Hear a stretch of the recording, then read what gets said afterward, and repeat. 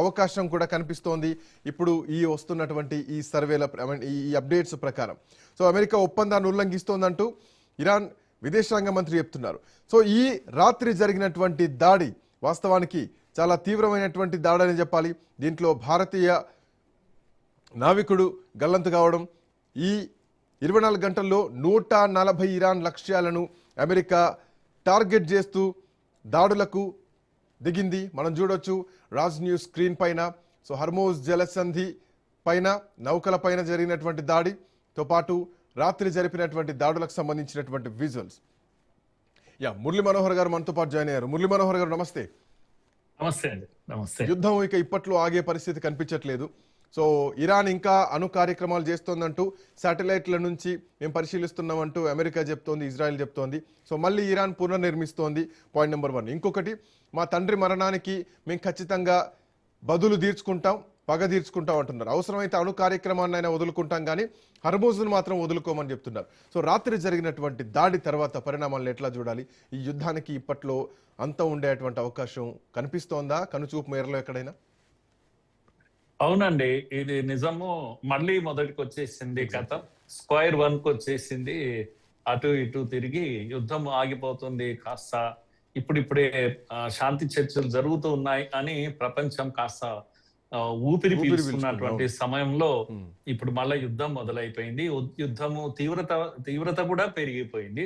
ఊరికే ఆషామాషిగా అక్కడొక మిసైల్ ఇక్కడొక మిసైల్ వేసే పద్ధతి కాకుండా 140 కేంద్రాల పైన ఒక్కసారి అమెరికా విరుచుకుపడింది. కమ్యూనికేషన్స్ ను కంప్లీట్ గా దెబ్బతీసింది. కీలకమైన స్థావరాలపైనే అమెరికా దెబ్బ కొట్టింది. అయితే ఈ యుద్ధము ఆగిపోవడానికి ఏం రాలేదు అన్నట్టుగా కనిపిస్తుంది. ఎందుకు అని అంటే ఇది మీరు ఇంతకుముందు చెప్పినట్టుగా అణు కార్యక్రమాలని కొనసాగించినందుకే అమెరికా కోపం వచ్చింది అనేది శుద్ధ అబద్ధం. ఎందుకంటే అది దాంతో యుద్ధం ప్రారంభించింది దానికోసం చేయలేదు.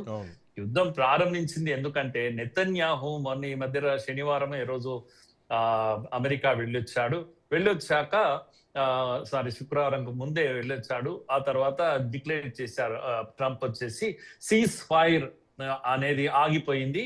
There is no more cease fire. కాల్పుల విరమణ ఒప్పందాన్ని మేము బ్రేక్ చేసేస్తున్నాం, యుద్ధం కొనసాగుతుంది అనేటువంటి ప్రకటన చేశారు. ఏ కారణంతో చేశారు అంటే అణ్వాయుధాలు సమకూర్చుకుంది కనుక చేశాను అనే విషయమే చెప్పలేదు. కనుక ట్రంప్ ఎప్పుడైనా చెప్పినప్పుడు ఫస్ట్ చెప్పేదే కరెక్ట్. ఆయన అకారణంగానే సీజ్ ఫైర్ ఆగిపోయిందని చెప్పాడు. అకారణం అని ఎందుకు అంటున్నాను అని అంటే ఇదిగో నెతన్యాహు ఏం చెప్పాడో మనకు తెలియదు. యుద్ధము ఎన్నడూ నెతన్యాహు ఆపలేదు, యుద్ధంలో ఉన్నాడు. ఇక్కడ అమెరికాపై ఇరాన్ తో చర్చలు జరుగుతున్నప్పటికీ కూడా శాంతి చర్చలు ఎన్నడూ కూడా నెతన్యాహు కానీ ఇజ్రాయెల్ కానీ యుద్ధ విరమణ చేస్తున్నాం, కాల్పుల విరమణ చేస్తున్నాం అని అనలేదు. యుద్ధం కొనసాగించింది. ఎందుకంటే లెబనాన్ తో తన ఫైటింగ్ ఏదైతుందో అది కొనసాగుతుంది, దాడులు చేస్తూనే ఉంది. హిజ్బుల్లాను అటాచ్ చేయాలి, భూమిపైన లేకుండా చేయాలనేటువంటిది ఇజ్రాయెల్ కోరిక. అల్టిమేట్ గా మనకు అర్థం కావాల్సింది ఈ యుద్ధం అమెరికా కోసం కాదు, ఈ యుద్ధం ఇజ్రాయెల్ కోసం. ఇజ్రాయెల్ కోసం ఇజ్రాయెలే చేయించింది, అమెరికా చేసింది. కనుక అయతుల్లాను చంపింది కూడా ఇజ్రాయెల్ చెప్పింది, అమెరికా కాల్చింది. కనుక భుజం అమెరికాది, తుపాకీ ఇజ్రాయిల్. ఇది మనకు అర్థం అవుతా ఉంది.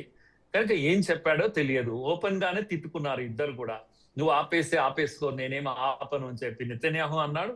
ఒరే నీతో నాకేం పని ఉంది, నేను యుద్ధం ఆపేస్తాను, నువ్వు చెప్పినట్టు చేయడానికి కాదు అని పబ్లిక్ గా చెప్పాడు. మరి ఎందుకు ఇద్దరు కలిశారు, మళ్ళీ ఎందుకు కొనసాగించారు, వాళ్ళిద్దరి మీద ఏం నడిచింది అనేది మనకు తెలియదు. టోటల్ గా నెతన్యాహు యొక్క కోరిక మేరకే యుద్ధం కొనసాగుతుంది. నెతన్యాహు ఇరాన్ అంతం చేయడమే నెతన్యాహు యొక్క ధ్యేయం. ఎందుకంటే రేపు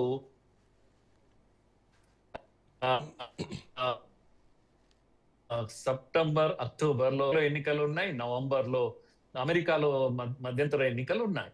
కనుక ఎన్నికల్లో ఎక్కడ కూడా నెతన్యాహు గెలిచే పరిస్థితి లేదు. ఇజ్రాయిలీస్ చాలా కోపంగా ఉన్నారు. కనుక గతంలో పోయిన ఏడాది అక్టోబర్లో ఏదైతే హమాస్ చేసిన దాడి ఈ ఇజ్రాయెల్ ప్రజలు మర్చిపోలేకపోతున్నారు. 1000 మందిని ఒక్కటే రోజు ఆదివారం రోజు మటాస్ చేశారు. కనుక నువ్వేం చేస్తున్నావు అని ప్రజలు అడుగుతున్నారు అక్కడ. ఇప్పుడు ఈ చేసిన దాడులతో ఇజ్రాయెల్ ప్రజలు హ్యాపీగా లేరు. అందుకే ఎలా సంతృప్తి చెందించాలనో వాళ్ళని ఎట్లా సాటిస్ఫై చేయాలనో నెతన్యాహుకు అర్థం కావడం లేదు. అందుకే మనం అర్థం చేసుకోవాల్సింది యుద్ధం వెనకాల ఇజ్రాయిల్ ఉంది. ఇజ్రాయిల్ కోసమే ఈ యుద్ధం జరుగుతా ఉంది.